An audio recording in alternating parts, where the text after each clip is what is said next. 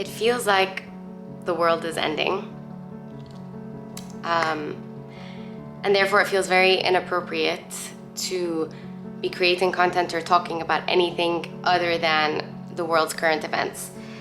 But ever since the 7th of October, I've been noticing that I genuinely have not been okay on a very individual level.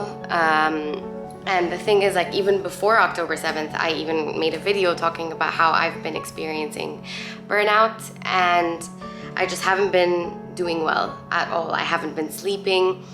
I haven't been eating in a conscious way at all, so I've been feeling very fatigued and exhausted.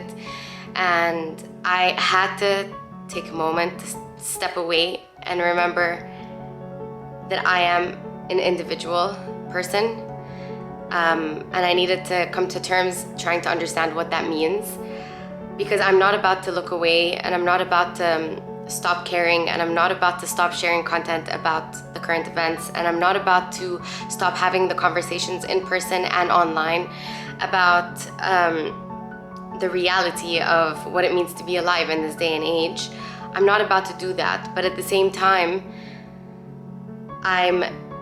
I'm genuinely physically starting to feel the negative effects of being all consumed, and what that's been doing to me. And so I'm trying to understand what it's like to hold space for both, and hold space for empathy and extreme involvement and extreme engagement in conversations that matter around the current events, but also to hold my individual self to a place of health and a place of good productivity. Because I've been feeling burnt out even before any of that, and then now I'm kind of in a standstill, and I need to start making changes in my life.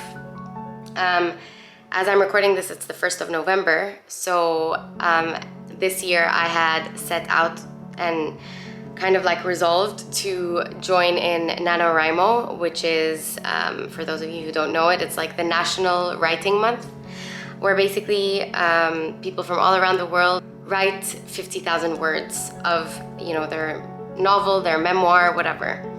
And I have had a book in the making for a while now, and I have been wanting to write it for a very long time. There's always an excuse and there's always a distraction, but this year I set out to make it happen in the month of November. And it feels like both a blessing and a curse that November is a time during which the world feels like it's on fire, but it also feels like a gift to me right now, where I know that I need to prioritize the things that I need to do, because it's meaningful work as well. The book I want to write is meaningful work. And so yeah, I was hesitant about sharing about NaNoWriMo, because that means, once I get it out there, I need to hold myself accountable, and it's like a public announcement of this commitment that I'm making. But I'm doing it, and I'm starting today. And yeah, I did my master's in philosophical literature, and I studied and read a lot about this idea of the individual versus the whole, and how in times of great catastrophe, and whether that was in COVID, we saw that the individual ended up being reduced to a statistic or a number. And the individual life stops presenting itself as a life with a story, a life with people that love that life and all that stuff, and then instead you're just a number, a statistic. I feel like the same thing is happening right now, and I lost my sense of self as a part of the whole, which I think we all need to do. If we're doing it right, if we're caring right, then there will be times where we lose our individual selves to the whole, to the bigger picture. But there is a privilege in being far away, and I want to maximize that privilege so that I can do meaningful work for the whole, so that I can, fulfill the purpose that I feel like I was created to fulfill, at least in this time of my life, in serving the whole. So yeah, I've just kind of been grappling with this idea of how do I maintain my individual health and continue pursuing my individual goals in a way that doesn't make me feel like I'm being selfish at a time where people are suffering, you know, people are dying and they're suffering, and the narrative in the world right now is miserable and horrible. Yeah, so it's been a struggle, it's been real. But I thought for today's video that I would show you or talk to you a little bit about just a few things that I've been doing to create a healthy balance so that I can show up in the world more effectively, but also show up for myself more effectively.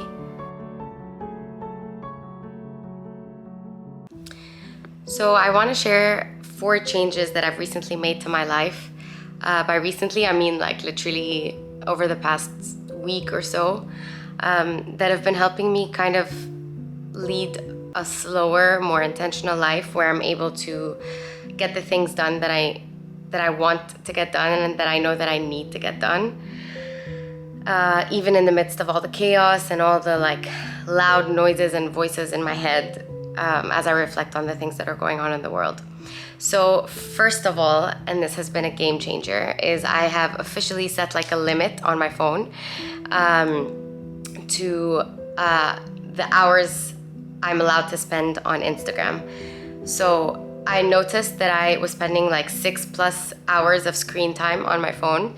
Obviously that is terrible, and it makes it so that I'm consuming content, but I'm not making something of my life. I'm just over here like taking stuff in.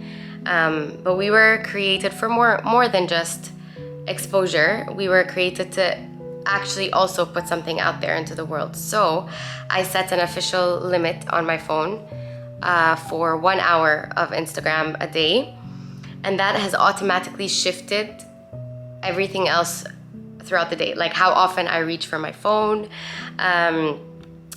you know, what I do on my phone. I'm very, very intentional about the content that I consume, because I want to consume content that I can share, that is, you know, relevant and that will help, you know, spark good conversations. So I'm very intentional about the content I consume, but also just overall how much time I spend on my phone. And that has freed up so much of my day and made space for me, and for me to actually ponder the things that I'm consuming and actually like see what I can do about them. And I've been writing and responding and using my own voice and stuff, and so it's worked wonders, truly.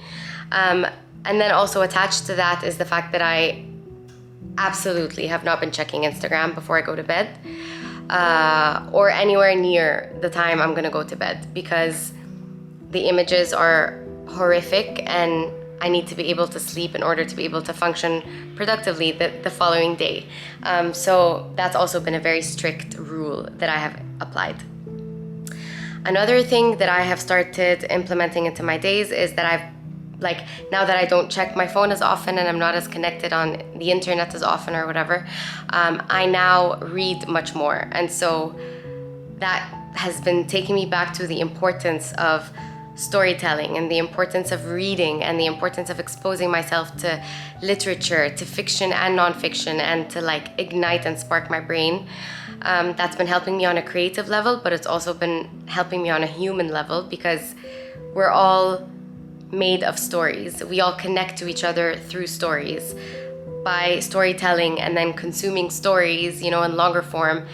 And there's something about reading an actual book as opposed to, you know, going on Instagram and reading a post or anything online, that makes it so that it's so much slower and so much more intentional. And I feel like the trick of being connected in this world these days is that you feel like everything is so fast-paced, because the noises in your head all of a sudden become so much louder, when in reality you're literally doing absolutely nothing but staring at a screen. And that screen is making you feel like life is so fast and life is moving by so quickly, because you're getting 1,001 racing thoughts per second. But reading a book, it's also you staring at something and just reading, but it's slower.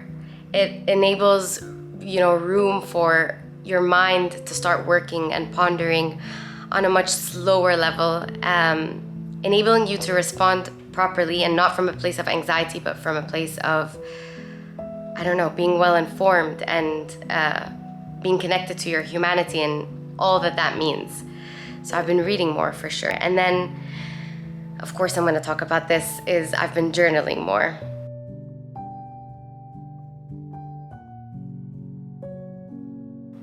I'm actually almost done with my journal. I think I just have the very last page of my journal left.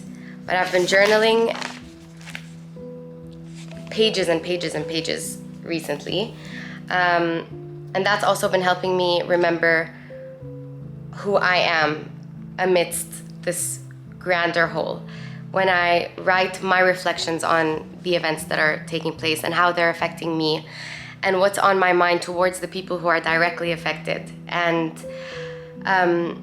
when I've been like writing down prayers for people that I know and people that I don't know, and I feel like that's, again, a very slow and intentional practice that's helping me respond to the current events in a very unique and individual way.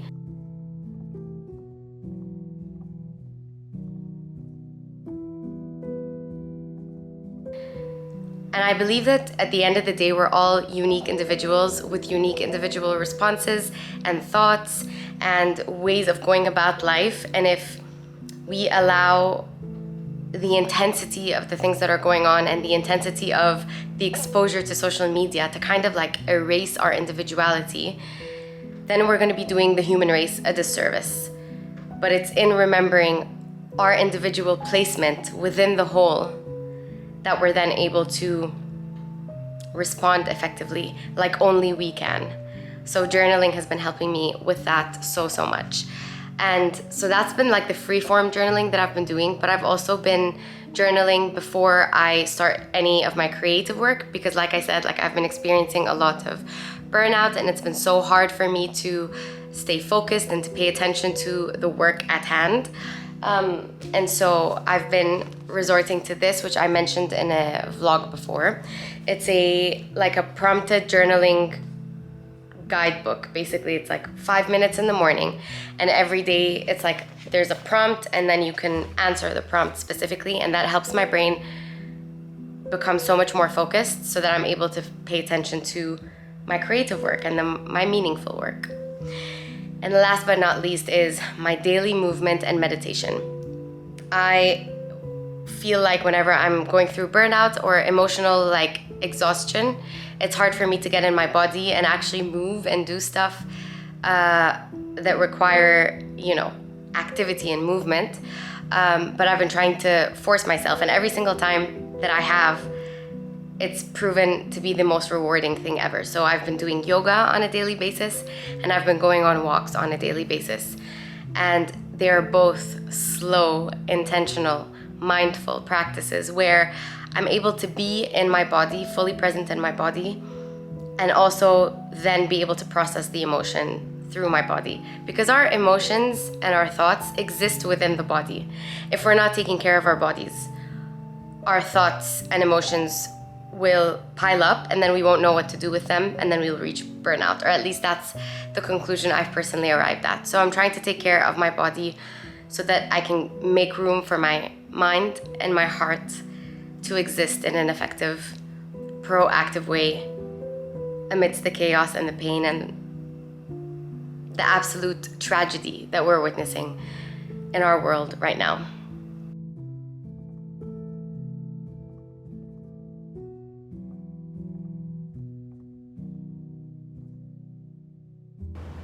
These past couple of weeks have proven to me that we live in a pretty sharp dichotomy in life where you're either all pro-community and,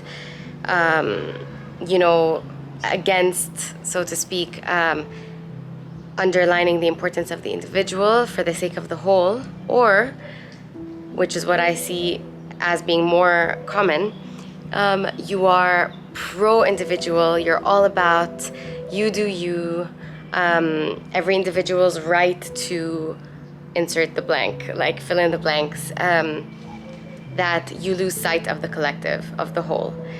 And being a person these past couple of weeks and reflecting on what's been going on in the world, and then reflecting on how it's been affecting me, and really paying attention and listening both to my own voice but also to the voices of the collective, I've arrived at a conclusion that it's not either or. You're not either, an individualistic person who can be construed as selfish at times, or you're like delirious and you're all about the whole and the collective and whatnot. I don't think it's either or. I think there's a balance. There has to be a balance between both. There has to be a conscious awareness of your individual self, and that within the whole, that within a greater collective, because that's the only way we can actually be effective individuals of society. But yeah, I'm still learning. I'm still trying to understand what it means and what it looks like to be the best version of my individual self for the world I live in right now. And it's honestly very difficult, and it's very emotionally challenging, and it's very anxiety inducing, and it's very lots of things. But yeah, that's just where I'm at right now, and it is what it is. Thank you so much for watching this video. Thank you for being here. Please let me know what kinds of videos you'd like to see in the comments below. I feel like I have a lot on my heart that I want to share with you guys, but I still always want to know what kinds of videos you'd like to see so that I can make sure you're getting your time's worth. Thank you so much. I hope you're all safe and happy and doing well, and I'll see you in the next one.